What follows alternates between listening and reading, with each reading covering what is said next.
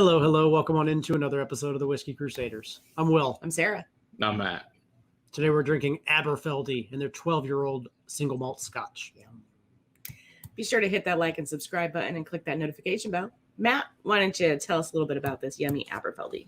All right. Beautiful Aberfeldy Scotch here. Lovely from the Highlands here of Scotland. All right. This is the base for Dewars. It's founded in 1896 and actually came into production in 1898 by John Dewars and Sons. They needed a consistent malt for their blend, so they figured, why not open their own place? Smart move on their part. They actually chose the place because of the pure water source of the Pitilie Burn, and it was also 3 miles from where their dad was born in a hamlet named Doig, which not a real great name for a place to live, but hey, fun. Anyway, so they also had a rail yard there, also super important.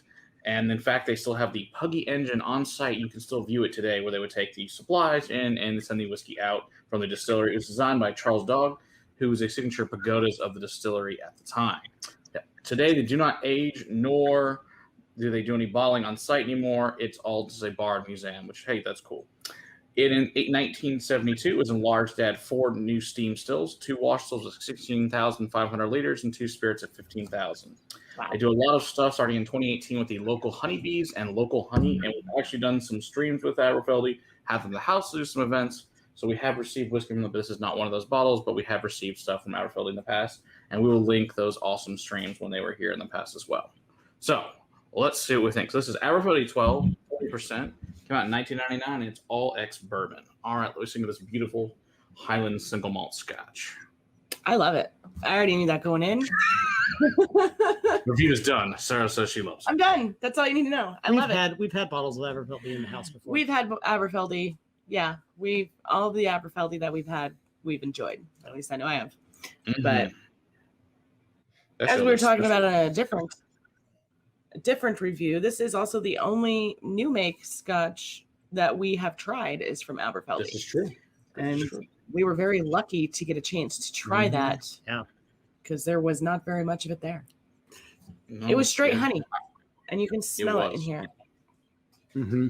Yes, honey, and then also there's the melon aspect of it, like almost a honeydew. There is kind of a honeydew, and it's got an effervescence on the nose as well. Uh-huh. I almost want to go down cantaloupe territories. Mm-hmm. Yeah, as well. It's got and then into floral. It's got a lot of melon, and then I agree, floral, like honeysuckle type of notes to it. Definitely. Yeah, it's super creamy. Very creamy. White flowers. I get a slight bit of vanilla, and that might be from the ex-bourbon cask. Yeah, even got a little bit of chocolate, little green pepper, that cream puff and butterscotch drizzle all over it. Lots of nice malt though behind that with the honey. Yeah. Yeah, they call this the Golden Dram for a reason. It's a very good name for it. Yeah. They named this perfectly. But it's amazing. You couldn't get this as a single malt till a little bit over 20 years ago. It's just shocking. Yeah, prior to that, all into it. Only 1% Aberfeldy actually goes into single malt. The rest, 99% goes into blends. And the mass majority is Dewars. That's crazy. It's owned by Bacardi. Back when they were forced to split off back in, I think, 97, 99, somewhere in there, the SWA forced the monopolies. They forced them, Diageo, to sell 5 of their brands, and this is one of them.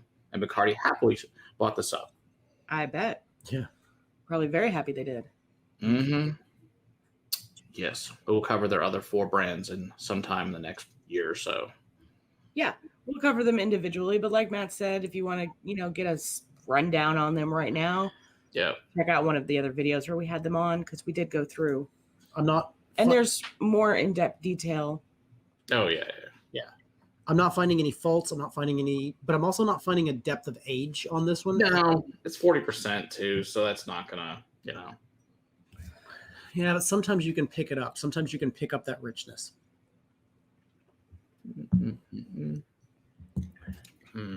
But it tastes fantastic. It's got a richness on the palate. It's got a slight viscous feel to it. It's very well coating of the mouth. I get the oils in there as well, but everything that was talked about on the nose, I get in the glass, and I get that strong effervescence. I love that effervescence on the palate. It makes you think like you're drinking champagne. something, that tiny little bubble feeling that's not really there. Yeah. But it's there. And I'm getting a lot of fruitiness that I would There's a describe lot of- as champagne fruitiness as well. Peaches, pears, Yeah. apricots. Yeah. And a little bit of those melons are starting to show up as well. Mhm.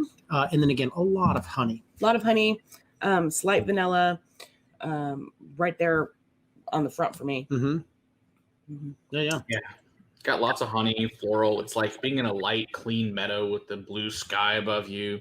It's like the freaking Sound of Music whiskey. It really is. Just you can see yourself up in the Highlands just drinking this on a beautiful, sweet summer day. The little bees floating around in the meadow and the flowers. There's also malty and chocolatey and cream, but also got this like nice like mulled spice. You know, you find in some of those German wines at Christmas time. Some saffron and orange marmalade, and a little bit of cashew, I think, on the finish. It does have a slight bit of citrus in there as well. Yeah, I agree with that.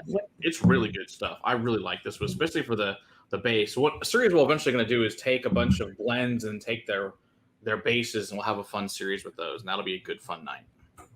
What does water do to it? Nothing. Yeah. Takes it down. Not a lot of much. Okay. Don't put water. Yeah. Water into 40% usually doesn't end up well. No. Agree. Yeah. Good news is they make some cast strength ones that are amazing. And they release new special editions every year. So I don't know what they are yet this year, but looking forward to getting a chance to try those later on this year when they come out. Usually they come out like August, September, something like that. So hopefully soon, Aberfeldy will contact us and let us try them. So we really like them. Yeah, I did really like the last one that we tried. Mm-hmm. We forgot to talk about price point. It was how much is the Aberfeldy going for? $37. All righty. $37. Heard that. Good price. All right.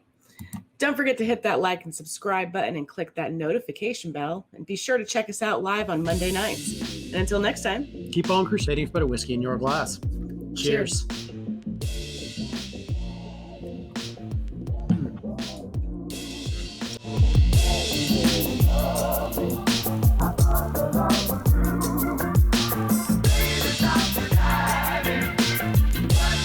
Five, four. That's stupid. She thinks so too. Now I know you're excited Tell about the Jake next to one it. you're going to try. Mama's blueberry pancake. Good Lord, Cool. what is it?